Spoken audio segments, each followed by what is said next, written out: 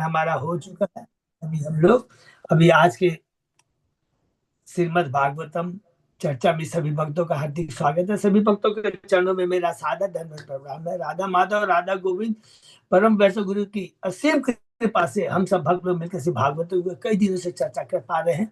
कल हम लोगों ने 63वां अध्याय कंप्लीट किया। बहुत ही सुंदर अध्याय है, भगवान श्री कृष्ण और बाणासुर का युद्ध। उसके पहले हम लोगों ने जो भी कंप्लीट किया उसको बहुत संक्षेप में दोहराते हैं। जिस सीक्वेंस हमारा बना रहेगा, 4 भाग में हम चर्चा कर रहे हैं। पहला भाग में है भगवान की गोकुल की लीला के बारे में, 1 अध्याय से 10 अध्याय के अंदर में, जिसके अंदर में भगवान का प्राकट्य है, नंदोत्सव है, भगवान का नामकरण है और भगवान ने विशेष कर करके 2 लीलाएं की है और 3 असुरों के ऊपर कृपा की है, पुतना के ऊपर 6वें अध्याय में। फिर उसके बाद में हम लोगों ने सटकासुर तीनावत 7वें अध्याय के अंदर में, 9वें 10वें अध्याय में दामोदर लीला है और यमलार्जुनों का उद्धार है। फिर 11 अध्याय से लेकर 37 अध्याय तक हम लोगों ने वृंदावन की लीलाओं के बारे में, जिसमें भगवान का स्टार्टिंग होता है 11वें अध्याय से, क्या भगवान को बछड़ों को चराने की सेवा मिलती है, बत्सासुर का वध करते हैं। उसके बाद में अघासुर का, उसके बाद ब्रह्म मोहन लीला होती है, जो कि हम लोगों ने पढ़ा बहुत ही सुंदर कि किस प्रकार ब्रह्मा जी भ्रमित हो जाते हैं। और ये लीला हमने पढ़ी 13वें अध्याय में। 14वें अध्याय में हमने पढ़ा ब्रह्मा जी की स्तुति है 15वें अध्याय के अंदर में, और 18वें अध्याय के अंदर में हमने देखा धेनुकासुर का वध कौन करते हैं, बलराम जी करते हैं। 16-17 अध्याय में कालिया नाग पर भगवान की कृपा है। 19 और 20 अध्याय में हमने देखा दावानल भगवान पीते और ग्रीष्म ऋतु और वर्षा ऋतु भगवान का। 21वां अध्याय बहुत ही दिव्य है, जिसके अंदर में गोपिया अपने वेणुगीत की भगवान की सराहना करती है, जो कि दिव्य है। वृंदावन के वासियों, पेड़ पौधों, सबको वो दिव्य आनंद प्रदान करती है। 22वें अध्याय में चिरहरण लीला। 23वें अध्याय के अंदर में ब्राह्मण पतियों पर भगवान का उद्धार है। 24 से 27 अध्याय के अंदर में हम लोगों ने पढ़ा गोवर्धन लीला। हरि बोल, बहुत सुंदर है। यहाँ पर इंद्र को भगवान भ्रमित करते हैं, उधर ब्रह्मा जी को, इधर इंद्र को। और अभी हम लोग जो कल पढ़े तो उसमें शिव जी को भ्रमित करते हैं भगवान। हरि बोल। तो 28वें अध्याय में वरुण लोक से भगवान अपने पिता को छुड़ा के लाते हैं। 29 से लेकर 33 अध्याय में गोपियों की दिव्य भक्ति और भगवान का उसकी प्रतिक्रिया। भगवान वेणु बजाते हैं, गोपियां उनके पास में आती है। भगवान कहते तुम लोग वापस जाओ, मेरा दर्शन कर लिए ना, हा? सब कुछ हो गया। गोपियां कहती है हम आपसे हमारा शाश्वत संबंध है, और जिनकी आप सेवा करने के लिए कहते हैं वो तो केवल इस जन्म का रिश्ता है। आप हमें भ्रमित मत कीजिए। सर्व धर्मान परित्यज्य मामेकं शरणं, ये वर्ड आपने कहा है, बहुत सुंदर है। और भगवान देखे किस प्रकार 32 अध्याय में वापस आ जाते हैं। गोपियों से कहते हैं तुम्हारा जो भक्ति का ऋण मैं तो ब्रह्मा के जीवन काल में भी नहीं चुका सकता। नहीं, वो 33 अध्याय में रास लीला है जो दिव्य स्तर पर है। और 34 अध्याय में भगवान शंखचूड़ से गोपियों की रक्षा करते हैं, नंद बाबा की भूखे सांप से रक्षा करते हैं। 35 अध्याय में वन विहार की लीला। 36वां अध्याय बहुत ही इंपॉर्टेंट है, जिसके अंदर में हमने पढ़ा अरिष्टासुर का वध करके भगवान श्याम गुण राधा गुण का प्रकट के बारे में पढ़ा। अंतिम अध्याय है वृंदावन की लीला का, जो हमने पढ़ा वो 37वां अध्याय है, जिसमें भगवान केशी और बोमासुर का वध करते हैं। केशी किस रूप में आया था, घोड़े के रूप में आया था। वो बोमासुर किसके रूप में आया था, गोप के रूप में आया था, और भगवान इनसे मुक्त करते हैं। अब 48वें अध्याय से लेकर करीब करीब करीब हम लोग ये समझ सकते हैं 50वें अध्याय तक के अंदर में मथुरा के बारे में है कि अब भगवान मथुरा आने वाले हैं। कंस भेजता अक्रूर को वृंदावन, नंद बाबा से मिलता। 39 अध्याय में हमने देखा कि कैसे वो कृष्ण बलराम को रथ पे बैठा के वापस लेके आ रहे हैं। गोपिया कहती है तेरा नाम तो क्रूर होना चाहिए, क्रूर कैसे हो गया, पूरे विरह में पूरी डूब जाती है। और उसी समय जब वापस आते रहते हैं वृंदावन से मथुरा की तरफ, भगवान श्री कृष्ण अक्रूर को अपना चतुर्भुज रूप दिखाते हैं। उसको देख करके 40 अध्याय में अक्रूर की स्थिति है, उस स्थिति में बहुत इंपॉर्टेंट एक चीज कहते हैं, जब तक मनुष्य का भौतिक जीवन समाप्त नहीं हो जाता है, आपकी शुद्ध भक्ति सेवा करना उसके लिए मुश्किल हो जाता है। जब तक भौतिक जीवन समाप्त होने के बाद ही हमारे में आपके प्रति भक्ति जागृत होती है। ये पूरी स्तुति का एकदम सार इसने लिखा है। 41 अध्याय में भगवान पहुंच गए हैं मथुरा। इसकी हमने पढ़ा, अलग अलग भक्तों पर कृपा करते हैं। धोबी के ऊपर में, जुलाह के ऊपर में, सुदामा भालू के ऊपर में 42 अध्याय में यज्ञ का धनुष तोड़ते हैं। 43 अध्याय में हाथी को मारते हैं, कालियाबीट हाथी को। 44 अध्याय में कंस का वध करके मथुरा के वासियों को उसके अत्याचार से मुक्त करते हैं। 45 अध्याय में भगवान संदीपन मुनि के आश्रम में हम जाते हैं, बहुत सुंदर है। और किस प्रकार 64 कलाएं सीखते 44। 46 अध्याय में भगवान, हमने पढ़ा कैसे भगवान उद्धव को बेचते हैं वृंदावन में। और वो 46 अध्याय में खाली वो वर्णन है कि उद्धव जाते हैं और नंद बाबा के यहाँ पहले जाते हैं और ईश्वर तत्व के बारे में बताते हैं। 47 अध्याय में जिसका शीर्षक है भ्रमर गीत है, जिसके अंदर में यहाँ पर अक्रूर जी सॉरी उद्धव जी जो भगवान ने संदेश दिया था उसको देते हैं और अपना पद बोलना शुरू करते हैं। तब गोपियां ने जो भ्रमर गीत गाता है और उनकी भक्ति को देखकर उद्धव जी शांत हो जाते हैं, सरेंडर हो जाते हैं और समझ जाते हैं कृष्ण ने मुझे क्यों भेजा था वृंदावन में। क्यों बेचा था, मैं अपने को ही बहुत बड़ा भक्त समझता था, क्रोध समझता था, लेकिन गोपियों की भक्ति को देखकर उद्धव जी समझ जाते हैं कि मैं तो कुछ भी नहीं हूँ, मुझे हे प्रभु अगला जन्म इसी वृंदावन में घास के रूप में तो गोपियों के चरण पकड़े तो जीवन धन्य हो जाए। बहुत सुंदर है एकदम, माने जो उद्धव जी का भाव है और गोपियों की जो भक्ति है। 48 अध्याय में अब चूंकि भगवान मथुरा से भी निकलने वाले हैं, तो भगवान सब क्या करते हैं, कुब्जा और अक्रूर के घर जाते हैं। और जब अक्रूर के घर जाते हैं तो कहते हैं अब तुम चले जाओ हस्तिनापुर। 49वें अध्याय में पढ़ा किस प्रकार अक्रूर वृंदावन ऐसे सॉरी मथुरा से हस्तिनापुर जाते हैं, कुंती महारानी से मिलते हैं, धृतराष्ट्र से मिलकर उनको शिक्षा देते हैं। 50वें अध्याय में हमने देखा किस प्रकार जरासंध अपनी पुत्रियों पर जो विधवा हो चुकी है अस्त्य प्राप्ति का बदला लेने के 17 बार युद्ध करता है, हर बार हार जाता है, हरि बोल।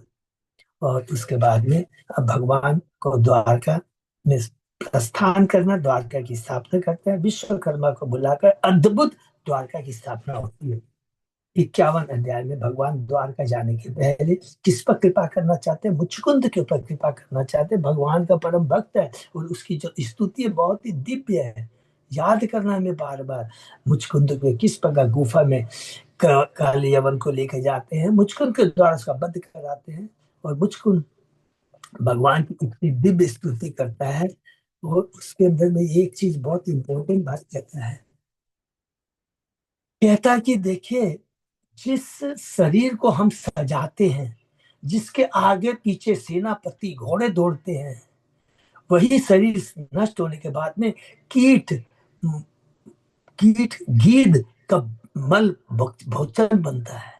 वही शरीर जिसके प्रति हमारी इतनी आसक्ति, ये कितनी बड़ी चेतना जागृत करती है। इस वचन से हमारे में क्या जागृत होती है, विरह का भाव जागृत, किसके प्रति, अनासक्ति, शरीर के प्रति अनासक्ति, भगवान के प्रति आसक्ति का भाव जागृत होता है।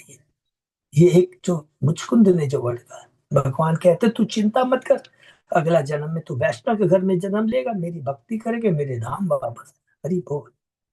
अब भगवान मथुरा से द्वारका आ गए हैं। 52, 53, 54 अध्याय में सबसे पहले भगवान की प्रथम पटरानी है रुक्मणी। रुक्मणी भगवान का संदेश, भगवान को संदेश भेजती है, बहुत दिव्य संदेश है वो उसमें की जो बातें लिखी है उसने, कि केवल श्रवण से मैंने आपके, हमें सिखाती है, हमें भगवान के नाम गुण रूप लीलाओं का श्रवण कीर्तन स्मरण करना चाहिए था। मैंने आपको देखा नहीं है, तो भगवान को कैसे देख सकते हैं, हम भगवान को कानों के माध्यम से देख सकते हैं। भगवान के नाम गुण लीलाओं का सिमरन कीर्तन करने से स्वयं भगवान अपने को प्रकट करेंगे। ये बहुत इंपॉर्टेंट, किस तरह भगवान को देखा जा सकता है, किस प्रकार भगवान को प्राप्त किया जा सकता है, ये रुक्मणी से हमें समझना है।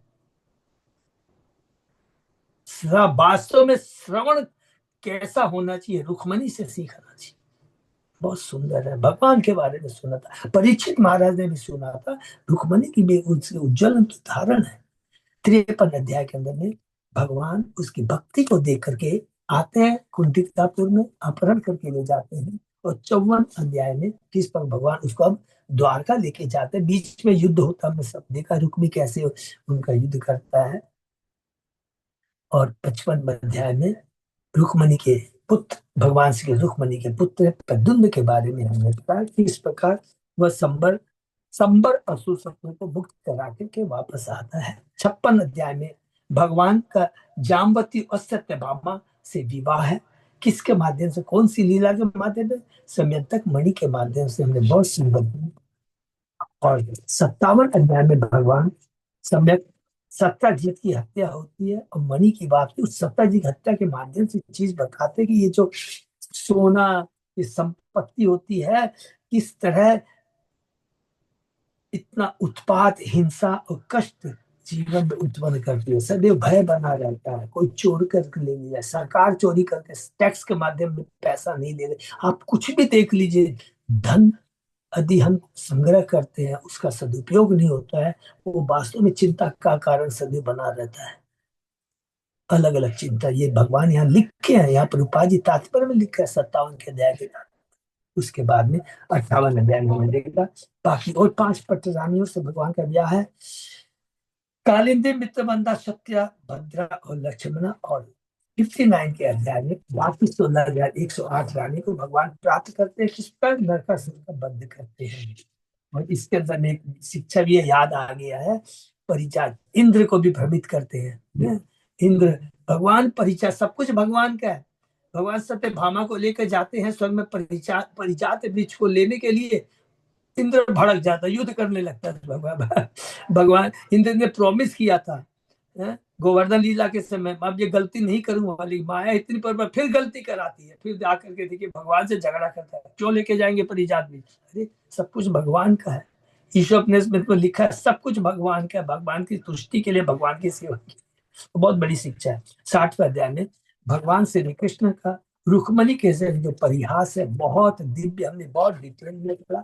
और एक ही चीज हमको सीखना है उसमें, यह है अगर हम भगवान की भक्ति करते हैं तो सबसे ज्यादा हमारी चेतना बड़ी शुद्ध प्रगाढ़ हो जाती है और बड़ी तेज हो जाती है। जो भी हम डिसीजन लेंगे उसमें कोई भी गलती नहीं होगा। रुक्मणी ने डिसीजन लिया कि कृष्ण ही मेरे पति बन सकते हैं। भगवान कहते हैं तेरे में दूरदर्शिता नहीं है, तुमने जल्दबाजी में डिसीजन लिया।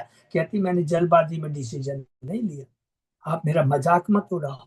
मालूम है आप सर्वोपरि है और उस सर्वोपरि को मैं पाना चाहती थी, इसीलिए आपकी भक्ति की, आपके मैं श्रवण किया और आपने मुझको उपयुक्त पात्र समझा और आपने मुझे ग्रहण किया।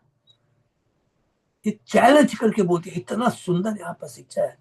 और सेम चीज ब्रह्मा जी भी कहते हैं, जो भगवान की भक्ति करता है, कितने भी कष्ट आते हैं उसको भगवान का अपने प्रारब्ध का सब प्रसाद समझ कर ग्रहण करता हुआ भक्ति से विचलित न होकर केवल भक्ति में लगा रहता है, तो वो आपका धाम जाने का अधिकारी बन जाता है। जिस प्रकार एक पिता, एक पुत्र अपने पिता की संपत्ति का अधिकारी होता है। ये बहुत सुंदर है भक्ति के लिए। क्या ये रुक्मणी के वचन से मालूम पड़ता है। 61 अध्याय में हमने देखा किस प्रकार बलराम द्वारा रुक्मी का वध होता है। कब वध होता है याद रखना। रोचना कौन है? रुक्मी की ग्रैंड डॉटर है। और अनिरुद्ध से उसका ब्याह होता है। और उस समय वहां पर किस प्रकार अपमान करता है रुक्मी और कलिंग के राजा, तो दोनों को, कलिंग के राजा के तो दांत उखाड़ देता है और रुक्मी का वध करके कल्याण करता है। क्यों वध करता है याद रखेंगे, ईर्ष्या के भाव से नहीं। वो बलराम भगवान के प्रति चरणों में अपराध कर रहा, भगवान करे तो कंटिन्यू किया जा रहा है, और करेगा तो और नरक भोगेगा, तो भगवान उसको वहीं पर खत्म कर देते हैं। ये बहुत ही शरीर को खत्म कर देते हैं। उसके बाद 62 अध्याय में हमने पढ़ा उषा अनिरुद्ध मिल। अनिरुद्ध, उषा कौन है? बाणासुर की पुत्री है। और अनिरुद्ध कौन है? भगवान श्री कृष्ण का ग्रैंड सन है, प्रद्युम्न का पुत्र है। किस प्रकार अनिरुद्ध का मिलन होता है और बाणासुर को नागपाश माने बांध लेता है, नागपाश में बांध लेता है। 63 अध्याय में हमने पढ़ा, बहुत सुंदर है। कौन है बाणासुर? उषा के पिता है। कौन है बानासुर? वो भगवान शिव का परम भक्त है, जिसके पास 1000 हाथ है। उसने भगवान शिव को प्रसन्न किया था। लेकिन जब कृष्ण को पता लगता है कि किस तरह अनिरुद्ध को उन्होंने बंदी बना लिया, सब लोग आते हैं और भगवान सब पर विजय प्राप्त करते हैं। उसके बाद में हमने देखा कि सब हार जाते हैं, तो शिव ज्वर आता है, भगवान से युद्ध करता है लेकिन हार जाता है। उसके बाद में वो भगवान की स्तुति करता है, बहुत सुंदर स्तुति करता है।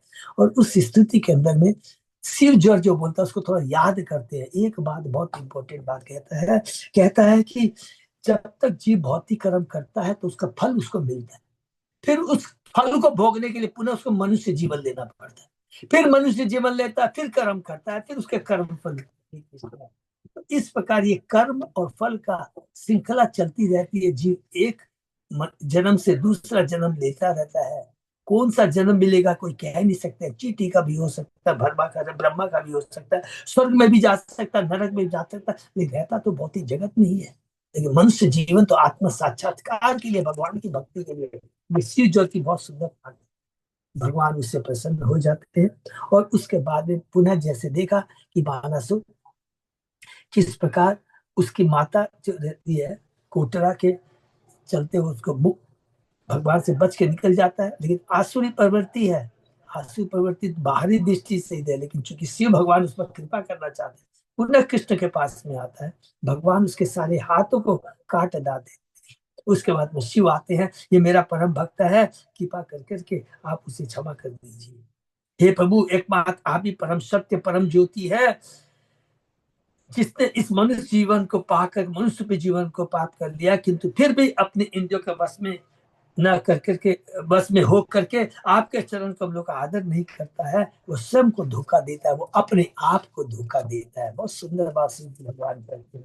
इसके बाद में भगवान कहते हैं, हे भगवान शिव, मैंने बानासुर के मिथ्या गर्भ का अहंकार नष्ट करने के लिए उसकी भुजाएं काट ली है। वो 1000 भुजाएं को भोग के लिए कर रहा था, आनंद बनाने के लिए, कोई काम की नहीं थी, मैंने काट दिया। जो संपत्ति, जो ऐश्वर्य भगवान की सेवा में नहीं लगता है, वो व्यर्थ है, वो बंधन का कारण होता है। इसलिए भगवान ने उसके हाथों को काटकर मैंने उसके ऊपर कृपा की है। और कहते हैं ये अजर अमर होगा और आपके प्रधान सेवक के रूप में सेवा करेगा। हे शिव, मेरे परमत चिंता मत करो। यह कहकर शिक्षा करके हमने समाप्त किया। आज हम लोग एक नया अध्याय शुरू करने जा रहे हैं, राजा ऋग का उद्धार। ओम नमो भगवते वासुदेवाय। ओम नमो भगवते वासुदेवाय। ओम नमो भगवते वासुदेवाय। नारायण नमस्कृत नरम चैव नरोत्तमं देवी सरस्वती व्यासं ततो जयम्। नष्ट प्रायेषु अभद्रेषु नित्यं भागवत सेवया भगवती उत्तम श्लोके भक्ति भवति नैष्ठिकी।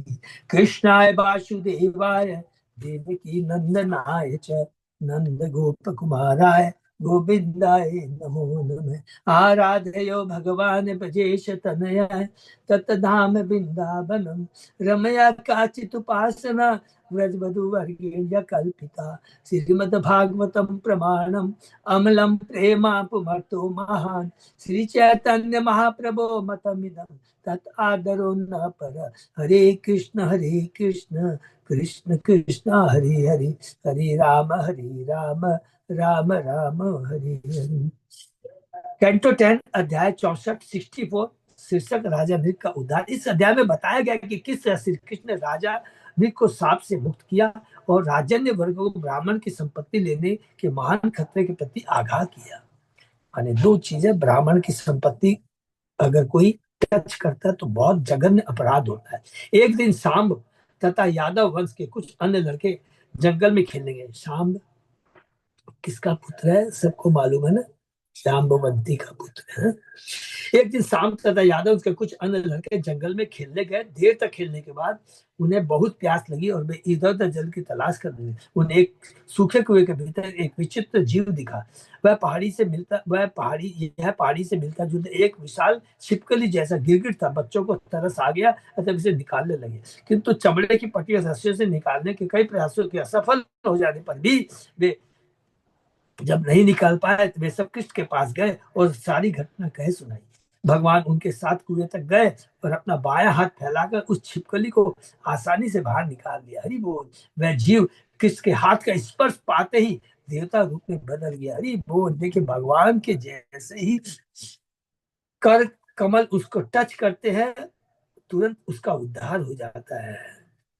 तब कृष्ण ने उससे पूछा, तुम कौन हो और तुमने ये अदम रूप कैसे धारण किया है? उस देवी जीव ने उत्तर दिया, मेरा नाम राजा नृग है। मैं इक्ष्वाकु का पुत्र हूँ। मैं दान देने के लिए विख्यात था। मैंने अनेक ब्राह्मणों को असंख्य गौवें दान में दी थी, किंतु एक समय एक गाय जो उच्च कोटि के ब्राह्मण की थी मेरे झुंड में आ मिली। मैंने अनजाने यह गाय एक अन्य ब्राह्मण को दान में दे दी। जब गाय के पहले वाले स्वामी ने दूसरे ब्राह्मण को यह गाय ले जाते देखा तो उसने अपनी गाय मांगी और दूसरे ब्राह्मण से झगड़ने लगा। कुछ देर तक झगड़ते रहने के बाद फिर मेरे पास आए और मैंने उन दोनों से कहा कि इस एक गाय के बदले तुम लोग 1,00,000 गौवें ले लो और अनजान हुए मेरे अपराध को क्षमा कर दो। किंतु ये सब भगवान की लीला है। किंतु दो में से किसी भी ब्राह्मण ने मेरा प्रस्ताव स्वीकार नहीं किया और यह मामला बिना किसी निर्णय के वहीं का वही बना रहा। इसके थोड़ी देर बाद मेरी मृत्यु हो गई और यमदूतों द्वारा मुझे यमराज के दरबार में ले जाया गया। यमराज ने मुझसे पूछा कि तुम दो में से किसे पहला करना है, क्योंकि तुमने बड़े बड़े पुण्य कार्य भी किए हैं। अपने पापों के परिणामों को भोगना या अपने पुण्य कर्मों का फल भोगना, दोनों में से कौन पहले चाहते हो? मैंने पापों के परिणामों को पहले भोगने का पसंद किया और तब मैंने छिपकली का रूप धारण किया। अपनी कहानी सुनाने के बाद राजा ने भगवान कृष्ण की स्तुति की और तब विशेष देवी विमान में चढ़कर स्वर्ग लोक चला गया। भगवान कृष्ण ने अपने पार्षदों तथा सामान्य लोगों को भी ब्राह्मण की संपत्ति चुराने के खतरों के विषय में उपदेश दिया। अंत में भगवान अपने महल लौट आए।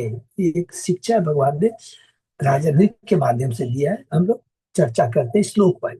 श्रीवादरायणी वाच एकदा उपवनम राजन जगमु यदु कुमार का विहर्तुम सांब प्रद्युम्न चारु भानुगद आदय। श्री वादरायण ने कहे, राजा एक दिन सांब प्रद्युम्न चारु भानु गद तथा यदुवंश के अन्य बालक खेलने के लिए एक छोटे से जंगल में गए। सिरदर स्वामी कहते हैं कि इस अध्याय में वर्णित राजा नृग की कथा समस्त घमंडी राजा को गंभीर उपदेश देने के लिए है। इस कथा के माध्यम से कृष्ण ने अपने ही परिवार के सदस्यों को गंभीर उपदेश देना चाहा, जो अपने ऐश्वर्य से गर्वित हो उठे थे। ये प्रभुपाद जी तात्पर्य में बोल है, इसको ध्यान रखना।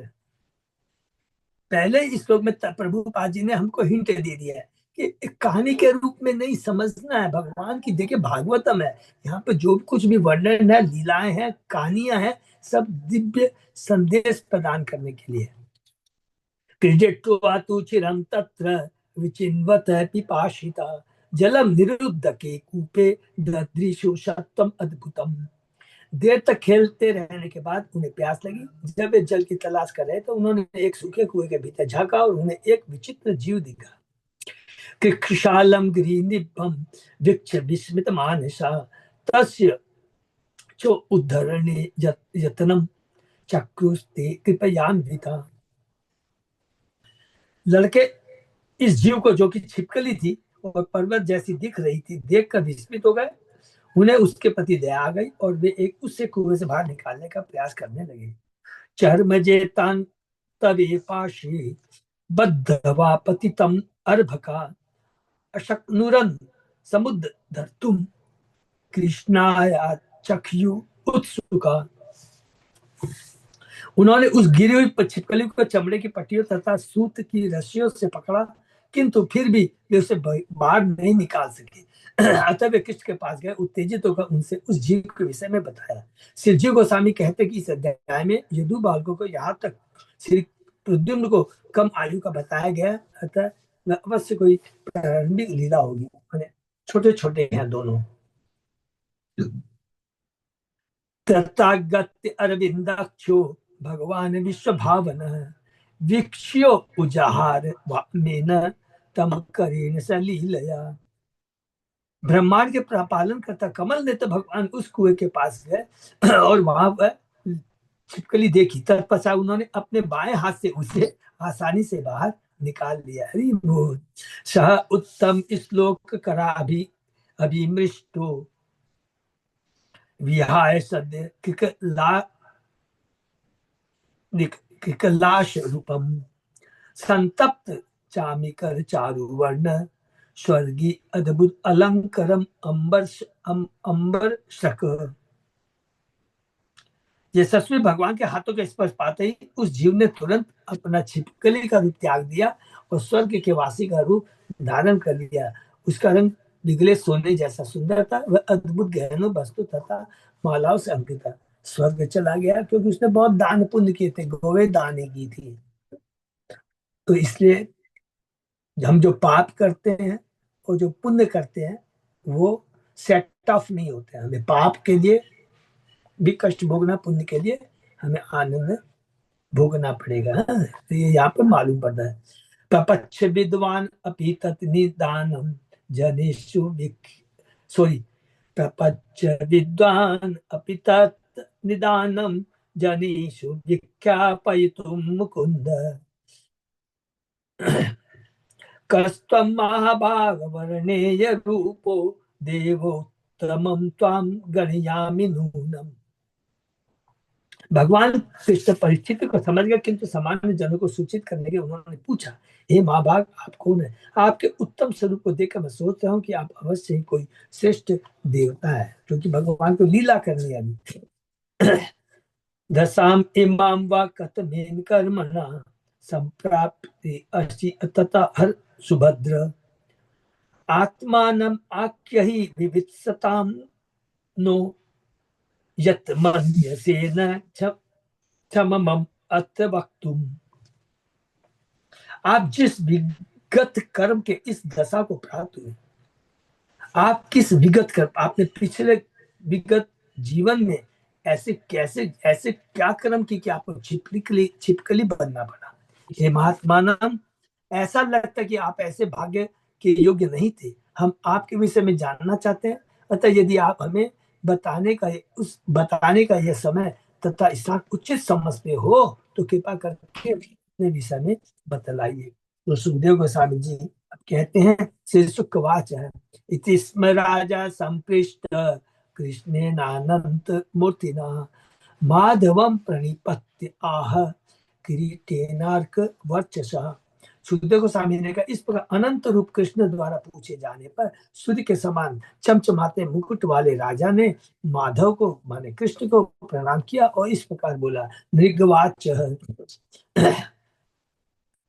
नृगो नाम नरेंद्रो अहम इच्छवाकु तनय प्रभु दानीषु आख्याय मानीषु यदि ते कर्णम अस्पृशम। राजा ने कहा, मैं इक्ष्वाकु का पुत्र नृग नामक राजा हूँ। हे प्रभु, शायद आपने मेरे विषय में तब सुना होगा जब दानी पुरुषों की सूची बांची जा रही होगी। ये देखिए उसमें क्या घमंड है, ये बहुत इंपॉर्टेंट है। अरे आपने सुना होगा कि मैं कितना बड़ा दानी था। भले सतोगुण में है, लेकिन सतोगुण में भी इच्छा रहती है, मैंने ये किया। आचार्य इंगित किया कि यद्यपि शायद आपने मेरे विषय में सुना है जैसा वाक्य आया, किंतु इसका आशय यही है कि इसमें संदेह नहीं है, कि आप इसमें जरा सा मैंने बहुत बड़ा कार्य किया। किंतु ते अविदितम नाथ सर्वभूतात्म साक्षिण कालेन व्याहत दिशो वक्ष्ये अथा अपि तब आ गया। हे स्वामी, आपसे अज्ञात है ही क्या? अरे आप तो सब कुछ जानते हैं, आपके दृष्टि काल द्वारा अविचलित है, आप सारे जीवों के मनों के साक्षी है, तो भी आपकी आज्ञा पाकर मैं कहूंगा, क्योंकि भगवान सब कुछ जानने वाले हैं, अतः किसी वस्तु के बारे में उन्हें सूचित करने की आवश्यकता नहीं। फिर भी भगवान के अभिप्राय को पूरा करने के लिए राजा नहीं बोले, क्योंकि ये भगवान का आदेश है। यावत्य शीकता भूमि, यावत्य दीवि तारका, यावत्यो वर्षधाराश्च, तावती अददम स्मगा।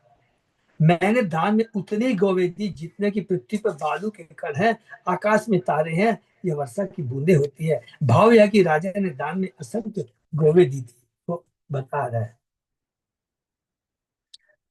पयविनी तरुणी शील रूपा, गुणोपन्ना कपिला हेम श्रृंगी, न्यायार्जिता रूप्य खुरा सवत्सा, दुकूल माला आभरणा दधो अहम।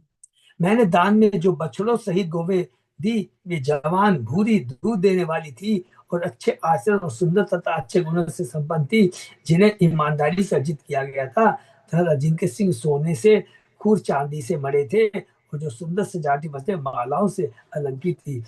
भगवान के सामने कह रहे कि मैंने ये किया, मैंने ये किया, ये किया, सब कुछ तो भगवान का है। स्वलंकृतेभ्यो गुणशीलवदाभ्य, सिद्धत कुटुम्बेभ्य ऋतव्रतेभ्य, तपाश्रुत ब्रह्म वदान्य सदभ्य, प्रादाम युवभ्यो द्विजपूमगवेभ्य, गोभू हिरण्य आय हस्तिन, कन्या सदाशीतिल रूप्य शय्या, वाशांसि रत्नानि परिच्छदान रथान, इष्टम च यज्ञे चरितम च पूर्तम। सर्वप्रथम मैंने दान प्राप्त करने वाले ब्राह्मणों को उत्तम आभूषणों से अलंकृत करके सम्मानित किया। वे अति सम्मानित ब्राह्मण जिनके परिवार कष्ट में थे, युवक थे तथा उत्तम चरित्र और गुणों से युक्त थे। वे सत्यनिष्ठ तपस्या के लिए विख्यात, वैदिक शास्त्रों में पारंगत तथा आचरण में साधु होते थे। मैंने उच्च कोटि के जो ब्राह्मण थे, मैंने उन्हें गौवे, भूमि, सोना, मकान, घोड़े, हाथी तथा दासी समेत विवाह के योग्य कुमारियां, तिल, चांदी, सुंदर सैया, वस्त्र, रत्न, गृह संचार सामग्री तथा रथ दान में दिए। इसके अतिरिक्त मैंने वैदिक यज्ञ किए और अनेक पवित्र कल्याण कार्य संपन्न किए। कस्यचित् द्विज मुखस्य भ्रष्टा गोमम गोधने, संपृक्ता अभिदुषाशा चय मया दत्ता द्विजात। एक बार किसी उत्तम ब्राह्मण की गाय भटक गई और मेरे झुंड में आ मिली। इससे अनभिज्ञ, अनजान होने के कारण मैंने वह गाय किसी अन्य ब्राह्मण को दान में दे दी। श्री सिद्धर स्वामी की व्याख्या की द्विज मुख्य शब्द ऐसे ब्राह्मण का जिसने दान देना बंद कर दिया हो और इस तरह अनुचित ढंग से दी गई गाय के बदले में 1,00,000 गौरव देने से भी इनकार कर देगा, इसलिए मुझे वही गाय चाहिए। ताम नियमानाम तत्स्वामी दृष्टो वाच ममेति तम, ममेति परिग्राही आह निगो में दत्तवातिनी। जब गाय के पहले मालिक ने उसे ले जाते हुए देखा तो उसने कहा ये मेरी है। दूसरे ब्राह्मण ने, जिसने उसे दान के रूप में राजा निक से स्वीकार किया था, उत्तर दिया नहीं, यह तो मेरी है, इसे निक ने मुझे दिया था। विप्रो विवद मानो माम उच्चतु स्वार्थ साधको, भगवान दाता अपहर्ता इति तत्सुत्वा में अभवत भ्रम। दोनों ब्राह्मण झगड़ते हुए उनमें से एक हरेक अपने उद्देश्य की पूर्ति की कोशिश करता हुआ मेरे पास आए। उनमें से एक ने कहा आपने यह गाय मुझे दी थी, तो दूसरे ने कहा किंतु तुमने उसे मुझसे चुराया था। यह सुनकर मैं भ्रमित हो गया, मोहग्रस्त हो गया। अनुनितो उभो विप्रो धर्म कृच गते नवे, गवाम लक्ष्यम प्रकृष्टानाम दाशयामि ऐसा प्रदीयताम, भवन्तो अनुगृहणीताम किंकरस्य अभिजानत, समुद्रतम माम कृच्छात पतंतम निर्ये अशुचो। इस स्थिति में अपने को कर्तव्य के घोर संकट में पाकर मैंने दोनों ब्राह्मणों से अनुनय विनय की, मैं इस गाय के बदले 1,00,000 उत्तम गौवे दूंगा, कृपा करके उससे मुझे वापस कर दीजिए। आप अपने इस दास से मुझ पर कृपा कृपालु हो, मैं जो कर रहा था उसमें अनजान था, उससे अनजान था, मुझे इस कठिन स्थिति से बचा ले, अन्यथा मैं निश्चित रूप से गंदे नरक में गिरूंगा। देखिए अज्ञान वश हुआ है। ना हम प्रतीक्षे वेदाजन इत्युक्त्वा स्वामी अपाक्रमत, ना अन्यत गवाम अपि अयुक्तम इच्छामि इति अपरो ययो। गाय के इस मालिक ने कहा, हे राजन, मैं इस गाय के बदले में कुछ भी नहीं चाहता, और वह चला गया। दूसरे ब्राह्मण ने घोषित किया, मैं 10,000 अधिक गोए भी जितना तुम दे रहे हो उससे अधिक नहीं चाहता, मुझे तो वही गाय चाहिए, और वह भी चला गया। श्री प्रभुपाद ने भगवान कृष्ण में टीका कि इस तरह राजा के प्रस्ताव को न मानकर दोनों ब्राह्मण क्रुद्ध होकर वहां से यह सोचते चले गए कि उनकी वैध स्थिति को लूट लिया गया, उनकी प्रेस्टीज वैदिक स्थिति को लूट लिया गया है।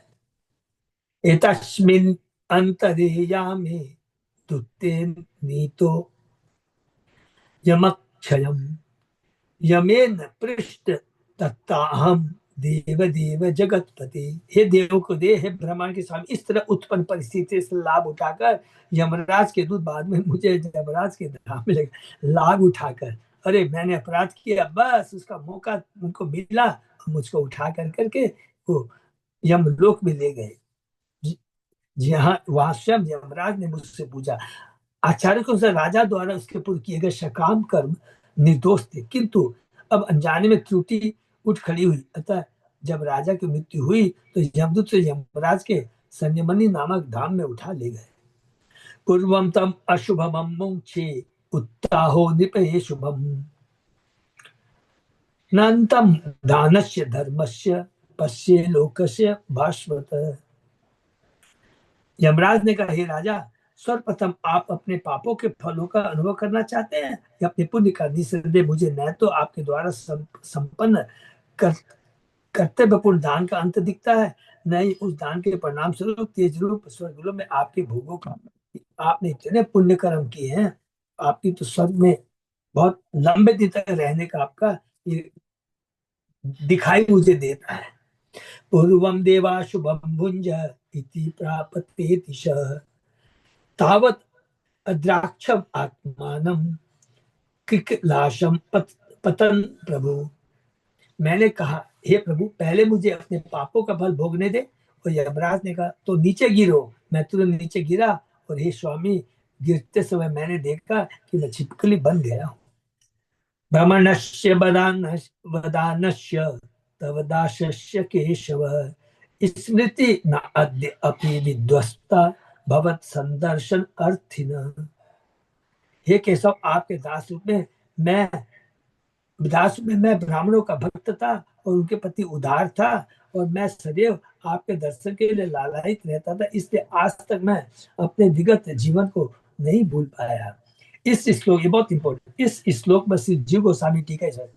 चूंकि राजा दिक ने खुले रूप से कह दिया कि उसमें दो अद्वितीय गुण थे, ब्राह्मण भक्ति तथा वदान्यता, अतः स्पष्ट है कि उसमें ये गुण अंश रूप में ही थे, क्योंकि जो सचमुच शुद्ध होगा वह उनके बारे में कभी भी ढिंग नहीं हाँकेगा। हरि बोल। जो भक्त होता है वो कभी भी इसके लिए ढींग नहीं हाँकेगा, अर्थात भले ही वो उसने पुण्य कार्य कर लिए, लेकिन उसको माने घमंड था, जो भी कह दीजिए। यह भी स्पष्ट कि राजा ने ऐसे पुण्य को पुण्य के लिए ही पृथक लक्ष्य समझा, इसलिए उसे भगवान कृष्ण की शुद्ध भक्ति का पूरीतः बोध नहीं हो सका। कृष्ण उसके जीवन के एकमात्र लक्ष्य नहीं थे, जैसा कि अम्बरीश महाराज के निमित्त अभ्यास की स्थिति भी में था। अम्बरीश महाराज थे, सब कुछ था, लेकिन कभी भी देखिए दुर्वासा मुनि ने उसके ऊपर में इतने अत्याचार किया, लेकिन नहीं, मैं ही दोषी हूँ, कभी भी, क्योंकि ये शुद्ध भक्त की ये चेतना इतनी महान हो जाती है। नहीं, राजा निक ने अम्बरीश महाराज के किसी बाधा पर विजय प्राप्त की, जब उन पर दुर्वासा मुनि कुपित हो गए थे। फिर भी हम निष्कर्ष निकाल सकते हैं कि चूंकि निक किसी न किसी कारण भगवान का दर्शन कर सका, अतः उसमें भगवान की संगति पाने की सच्ची इच्छा का सदगुण अवश्य रहा होगा। हरि बोल।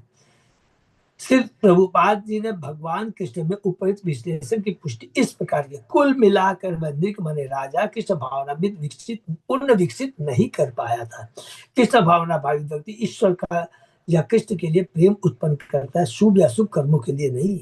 इसलिए उससे ऐसे कर्म का फल नहीं मिलता। जैसा कि वंश में कहा गया कि भक्त भगवान की कृपा से कभी भी सकाम का फल नहीं भोगता। श्री विश्वनाथ चक्रवर्ती ने निम्नलिखित टीका की है। जब नृग ने आपके दर्शन के लायक कहा तो वह किसी ऐसी घटना का उल्लेख करा जिसमें एक बार उसकी भेंट किसी महान भक्त से हुई थी।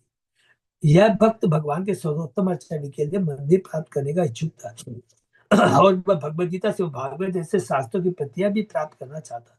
अति उदार होने के कारण नृग ने इन वस्तुओं का प्रबंध कर दिया। अरे वो देखिए, बहुत इंपॉर्टेंट बात है। इससे से भक्त इतना प्रसन्न हुआ कि उसने राजा को सलवा दिया कि राजन, आपको भगवान के दर्शन हो। तभी से नृग भगवान का दर्शन करना चाह रहा था।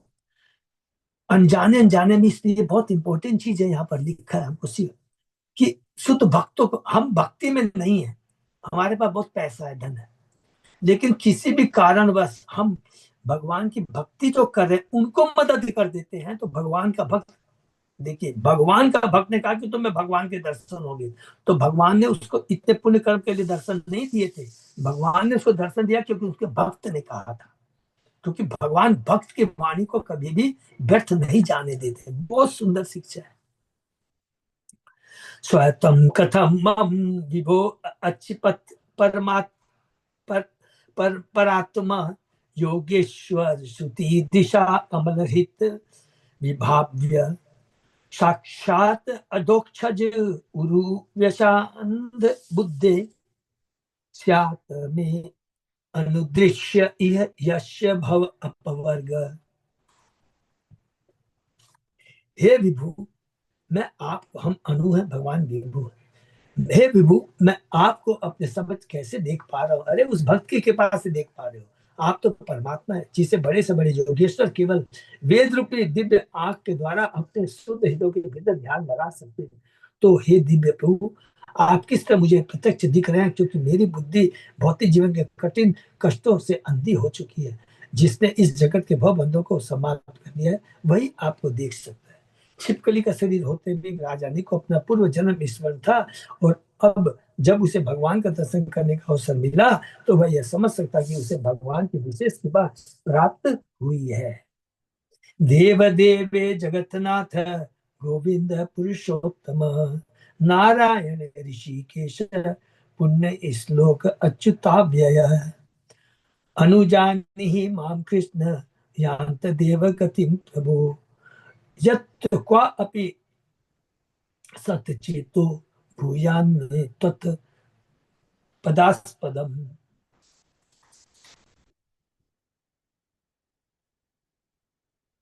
हे देवों के देव, जगन्नाथ, गोविंद, पुरुषोत्तम, नारायण, ऋषिकेश, पुण्य श्लोक, अच्युत, अव्यय कृष्ण, बहुत सुंदर सुंदर भगवान के लिए बोल, कृपा करके मुझे अब देवलोक के लिए प्रस्थान करने की अनुमति दे।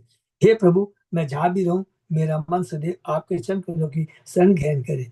खुद ही कह रहा मुझे स्वर्ग लोक देवलोक में जाने के दीजिए। देखिए, क्योंकि जब तक शुद्ध भक्तों का संग नहीं मिलेगा, शुद्ध भक्तों के मुख से भगवान भगवान के नाम का श्रवण कीर्तन नहीं मिलेगा, तब तक भगवान के प्रति प्रेम आसक्ति नहीं जागृत होगी। श्री विशाल चक्र इस श्लोक की ठीक है, इस प्रकार भगवान की कृपा प्राप्त हो जाने से उसकी श्रद्धा को बल मिला और इस तरह दास पद प्राप्त करके राजा ने भगवान के नाम उच्चारण करके उनका विविधत यशोगान किया और तब भगवान से विदा लेने के लिए अनुमति मांगी। उसकी स्तुति का भाव यह है कि आप देवदेव और जगन्नाथ है, अतः आप मेरे ही नाथ होइए। हे गोविंद, आप जिस कृपा चित्तन से गौ को होते हैं, उसी से मुझे अपनी संपत्ति बना ले। आप ऐसा कर सकते हैं क्योंकि आप पुरुषोत्तम है। हे नारायण, चूंकि आप जीवों के आधार है, अतः मेरे आश्रय बने, भले ही मैं बुरा क्यों न हूँ। हे ऋषिकेश, मेरी इंद्रियों को अपनी बना ले। हे पुण्य श्लोक, आप नृग के उदाहरण के रूप में विख्यात हो चुके हैं। नृग के उदाहरक मन में आपने मेरा उद्धार किया। हे अच्युत, आप मेरे मन से कभी ओझल न हो। हे अव्यय, मेरे मन में कभी भी आपकी न्यूनता न हो। इन श्लोक का साथ इस रूप में श्रीमद् भागवत के महान टीकाकार श्री विशाल चक्रवर्ती द्वारा किया गया है। नमस्ते सर्वभावाय ब्रह्मणे अनंत शक्तये कृष्णाय वासुदेवाय योगानां पतये नमः। हे वसुदेव पुत्र कृष्ण, मैं आपको बार बार नमस्कार करता हूँ। आप समस्त जीवों के उद्गम हैं, पर ब्रह्म अनंत शक्तियों के स्वामी हैं और समस्त आध्यात्मिक शाखाओं के स्वामी हैं। बहुत सुंदर ईश्वर तत्व के बारे में भगवान की विभूतियों के बारे में, भगवान की दिव्यता के बारे में कहता है। श्री श्रीधर स्वामी की टीका की यहाँ पर राजा ने ब्रह्म को नमस्कार करता है, अर्थात उस परम सत्य को जो कर्म करते हुए भी अपरिवर्तित रहते हैं। प्राचीन काल से ही पाश्चात्य दार्शनिक इस प्रश्न को लेकर उलझ रहे हैं कि ईश्वर किस तरह अपरिवर्तित रहते हुए भी कर्म कर सकता है, सिर्फ अपनी शक्तियों के माध्यम से। बहुत सिंपल हम लोगों ने पढ़ा। श्री श्री स्वामी कहते हैं कि इस शंका का समाधान अनंत शक्ति शब्द से हो जाता है, जो यह बताए ईश्वर असीम शक्ति के स्वामी है। हरि बोल। इससे सब कुछ बोले, भगवान कुछ भी कर सकते हैं। भगवान की रूप अनंत है, भगवान की शक्ति अनंत है। कभी हम लोग ऐसे नहीं बोले खाली बहिरंगा शक्ति है, भगवान की अनंत शक्ति है। इस तरह वे अनंत शक्तियों के द्वारा अपनी अनिवार्य प्रकृति को बदले बिना ही असंख्य कर्म कर सकते हैं। राजा नित्य आनंद स्वरूप और जीवन के समय कृष्ण को पुनः नमस्कार करता है। कृष्ण के पवित्र नाम का विश्लेषण महाभारत के एक श्लोक में हुआ, जिसे शिल्पपाद ने चेतन चेतन में उद्धृत किया है। कृष्ण भूवाचक है शब्दों नश्य निवृत्ति वाचक है, देवैक्यम परम ब्रह्म कृष्ण इति अभिधीयते। कृष्ण शब्द भगवान का आकर्षक स्वरूप है। कृष्ण और न का अर्थ है आध्यात्मिक आनंद। जब कृष्ण क्रिया से मिलती है तो कृष्ण बनता है। हरि बोल, जो परम ब्रह्म का सूचक है। राजा ने उपयुक्त स्तुति तब करता है जब वह भगवान की संकृति छोड़कर जाने वाला होता है।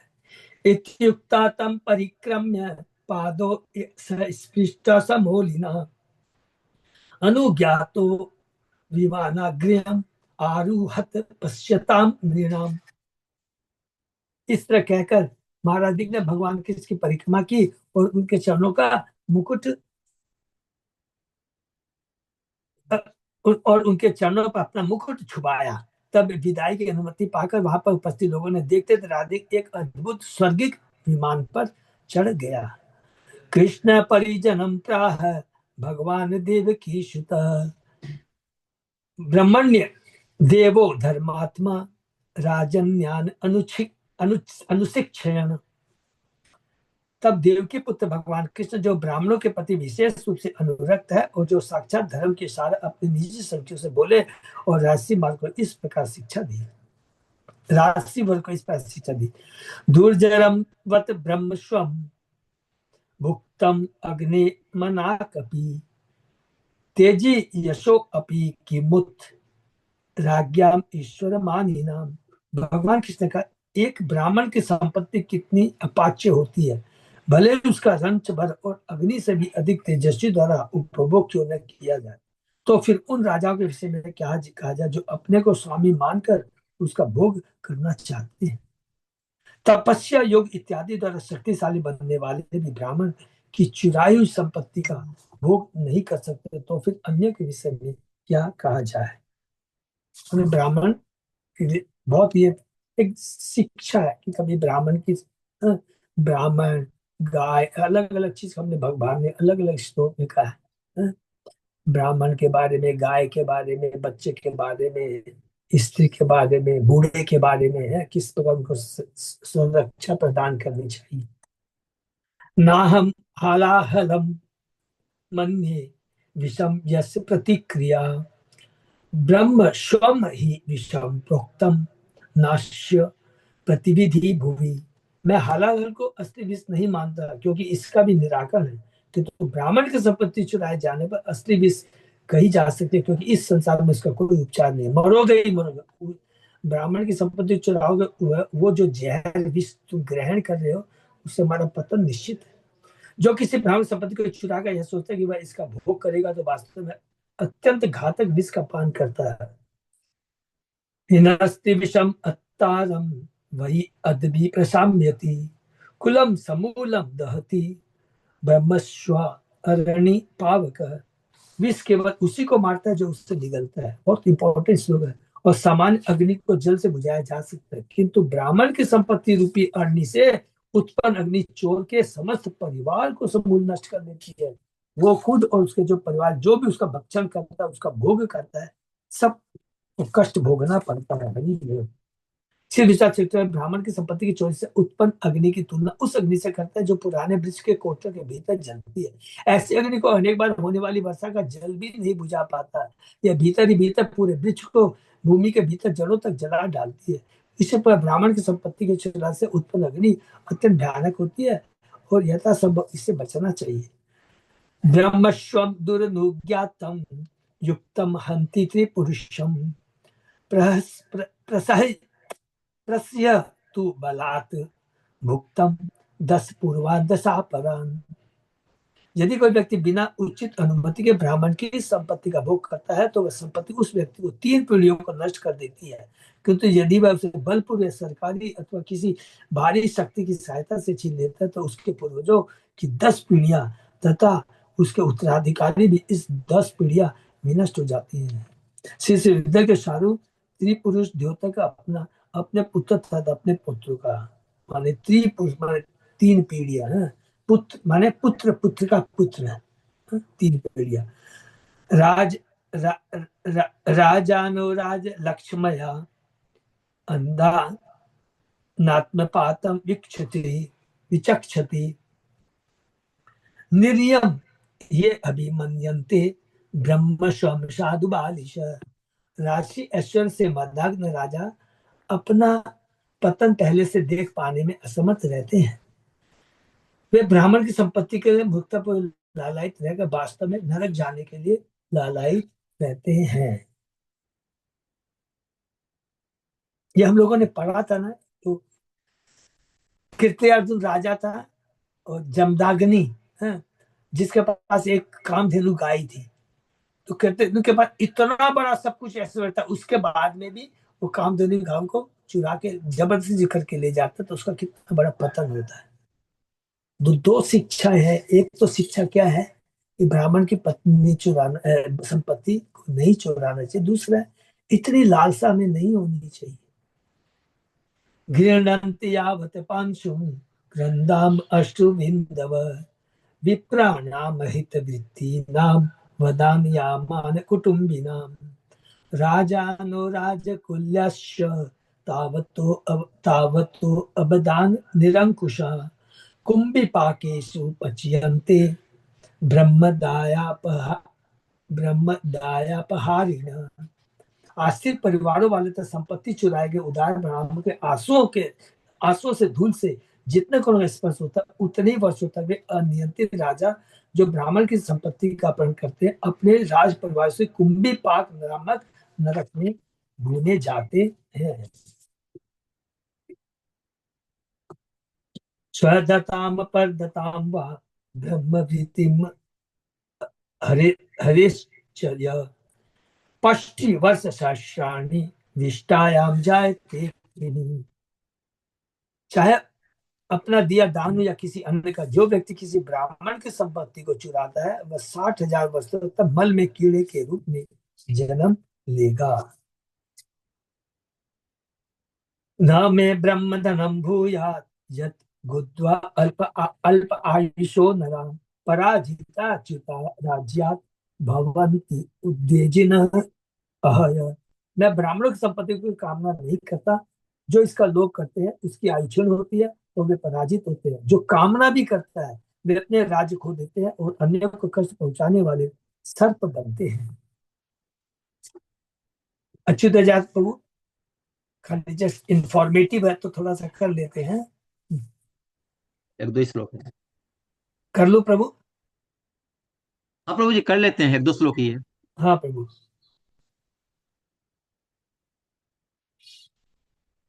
विप्रम कृतागशन अपि नैव दुर्यत मामका धनंतम बहु सापंतम वा नमस्कुरुत नित्यशः। हे मेरे अनुयायियों, तुम कभी भी द्वान ब्राह्मण के साथ कठोर व्यवहार न करो, भले उनसे पाप क्यों न उसने पाप क्यों न किया। यदि वह तुम्हारे शरीर पर वार भी करे या बारंबार तुम्हें शाप दे तो भी उसे नमस्कार करते हो। भगवान कृष्ण यह आदेश उपदेश न केवल अपने निजी संग को देते हैं अपितु उस इस लीला के माध्यम से उन सबों को भी देते हैं जो अपने को भगवान के अनुयायी होने का दावा करते हैं। मैं भक्त हूँ, कुछ भी कर सकता हूँ, नहीं चलेगा। यत्ताहं प्रमणे विप्रान् अनुकालं समाहित तथा नमत यूयं च यु अन्यथा मेष दंड भाग। जिस तरह मैं सदैव सावधानी से ब्राह्मणों को नमस्कार करता हूँ, उसी तरह तुम सबको चाहिए कि उन्हें नमस्कार करो। जो कोई भी अन्यथा कर्म करता है उसे मैं दंड देता हूँ। ब्राह्मणार्थ ही अपहृतो हर्तारम पातयति अधः अजानंतम अपि ही एनम मृगम ब्राह्मण गो इव। जब किसी ब्राह्मण की संपत्ति अनजाने में भी चुराई जाती है तो उस व्यक्ति को निश्चित रूप से पतित होना पड़ता है। जिस ब्राह्मण की गाय से मृग को पतित होना पड़ा, या भगवान ये प्रदर्शित करना चाहते कि उनके उद्देश्य सैद्धांतिक न होकर व्यावहारिक है, जैसा कि मृग महाराज के साथ निश्चित रूप से हुआ। एवं विषाव्य भगवान मुकंदो द्वारका ओकशः पावन सर्वलोकानाम विवेश निज मंदिरम। इस तरह से द्वारका निवासियों को उपदेश देने के बाद समस्त लोगों को पवित्र करने वाले भगवान मुकुंद अपने महल में प्रविष्ट हुए। हरे कृष्णा। इस प्रकार श्रीमद भागवत के अंतर्गत राजा मृग का उद्धार शीर्षक 64वें अध्याय श्री भक्ति वेदांत स्वामी प्रभुपाद के विनीत सेवकों द्वारा लिखित तात्पर्य पूर्ण, क्योंकि ये प्रभुपाद तब तक अप्रकट हो चुके थे, उसके बाद उनके सेवकों ने ये लिखा है। हरे कृष्णा। तो यहाँ पर भगवान ये चीज स्थापित, देखिए सब जगह आप देखेंगे, हम लोग को याद होगा कहाँ का आया है, अभी आया नहीं है, शायद और आएगा, बहुत सुंदर सुंदर आएगा कि जब भी, हाँ अभी सॉरी मैं याद आ गया, जो कि जो ब्राह्मण रुक्मणी रुक्मणी का जो मैसेंजर है ना, वो ब्राह्मण लेके आता है, भगवान कितना उसका आदर करते हैं। सुदामा आता है, सुदामा का भगवान कितना आदर करते हैं। तो भगवान शिक्षा देते हैं, क्योंकि भगवान ब्राह्मण कौन है, भगवान के मस्तिष्क ये है। इस क्षत्रिय कौन है, भुजाएं हैं। वैश्य क्या है, उनका पेट है। और पांव क्या है, वो शूद्र है। क्योंकि ये सबसे इंपॉर्टेंट होता है, क्योंकि ये ब्रेन सबको शिक्षा देता है, ज्ञान देता है कि तुम कौन हो, भगवान को भगवान के बारे में सबको ज्ञान देता है। तो वो पूरे समाज की रीढ़ की हड्डी होती है, उनका सम्मान करना चाहिए। और इसलिए आप लोग देखेंगे बड़े बड़े राजा थे ना, हमेशा अपना एडवाइजर ब्राह्मण को रखते थे। क्या दशरथ को लेकर देख लीजिए, हैदर अली को देख लीजिए, यदि इतिहास की बात करें, अकबर को देख लीजिए, तो माने सब लोग ब्राह्मण को रखते थे, जिससे हमारी मति सही रहे। क्योंकि यदि मति सही रहेगी तो हमारे कर्म भी सही रहेंगे। तो ये ब्राह्मण का, और ये किसके माध्यम से भगवान कर रहे हैं, अपने ही परिवार के बच्चे कौन कौन है वहां पे, शाम और प्रद्युम्न दोनों है, ठीक है ना। तो उन्हीं के माध्यम, उन्हीं को भेद बना के भगवान यहाँ पर शिक्षा देते हैं। नंबर 1। दूसरी शिक्षा क्या है, भगवान के धाम जाने के लिए शुद्ध भक्ति की बहुत दरकार है, ये हमेशा याद रखेंगे। दो चीज हम लोग थोड़ा सा देखेंगे तो समझ में आ जाएगा। एक मुक्ति होती है, एक होता है स्वर्ग को जाना, एक होती है मुक्ति, और एक होता है विमुक्ति। हमने अच्छे कर्म किए, हम स्वर्ग को चले गए, हम ज्ञानी बन गए, बहुत बड़े ज्ञानी, हमने कोई भौतिक कर्म नहीं किया, हम ब्रह्म क्या बोलते, ब्रह्म ज्योति में विलीन हो गए। जिसने भगवान के दर्शन किए हैं लेकिन भक्ति नहीं की है, तो क्या वो गोलोक धाम गया, कहीं भी नहीं, वो भी उसकी मुक्ति हो जाती है। लेकिन विमुक्ति भक्ति करने से भगवान के धाम जा सकते, हम विष्णु लोक भी जा सकते हैं। हम वैसी भक्ति करते हैं, सकाम भक्ति, अच्छा भगवान मैं आपकी, आप सर्वपालक है, जगत करता है, सब कुछ करता है, हम गुणगान करते हैं, मुझे आपका बगल में बैठा दीजिए, आप जैसा लोग दे दीजिए। तो हम लोग ने 4 तरह की मुक्ति पढ़ी है ना, सालोक्य, सारूप्य, साष्टी और सामीप्य, भगवान दे देंगे। लेकिन विमुक्ति जो भगवान के गोलोक धाम में जाकर के जो आदान प्रदान होता है, जैसे हम लोग गोपियों को देखा, वो उत्तम कोटि का है। अर्थात समरी यही है कि जहां भगवान की सेवा ना हो, वो भक्त वो चीज नहीं चाहता है। गोलोक में, वृंदावन में हमने क्या पढ़ा है, दास्य भाव की सेवा है, साक्ष्य भाव की सेवा है, माधुर्य सेवा है, वात्सल्य सेवा, उसमें कितना आनंद आता है। सारी लीला जो हम लोगों ने, ये सबसे उत्तम है, ठीक है ना। तो हमको उसकी सेवा, हमको खाली एक ही चीज की याचना करनी है। क्या याचना करनी है? भगवान आपके चरणों की सेवा मुझे मिलती रहे, आपके चरणों की सेवा में रखे। भले ही आप नरक में रखे, भले ही स्वर्ग में रखे, तो जो भगवान का भक्त था वो चालू होता है, वो चालू होता है, क्योंकि उसको मालूम है जहां भगवान की सेवा होती है वही दिव्य धाम हो जाता है। जहां भक्ति बीच क्लास होती है, भक्तों का संग होता है, वो भौतिक जगह नहीं होती है, वो आध्यात्मिक दिव्य हो जाता है। इसीलिए कहा गया है, इसलिए कहा गया है कि भगवान की भक्ति करने के लिए कोई भी काल, देश, पात्र, किसी चीज की दरकार नहीं होती है। एक एक चीज तत्व को समझना है। हमको शादी करनी है, अरे मुहूर्त निकालो, ये मुहूर्त है कि नहीं, ये नहीं है। कोई भी प्रोग्राम करना है, ये सही समय है कि नहीं। लेकिन भगवान की भक्ति करने के लिए है क्या कि अभी मुहूर्त निकलेगा हम जब करेंगे? नहीं, ये इतनी पावरफुल है कि जहां भगवान का नाम होता है स्वतः ही वो सारी चीजें पवित्र हो जाती है, ठीक है ना। ये चीजें हमें ध्यान रखना। तो हमें भक्त बनना है? हमें कोई भी स्वर्ग जाने की इच्छा नहीं करना है, मुक्ति की इच्छा नहीं करना है, केवल भगवान की प्रेमा भक्ति प्राप्त करना। हरे कृष्णा। किसी का कोई प्रश्न? हरे कृष्णा प्रभु। हाँ माता नग जी। में तो अन्ना बहुत अन्ना अनजाने में किया था, इतनी गाय वगैरह देता था वो, इतना दान धर्म, फिर भी उसको इतना कष्ट भोगना पड़ा।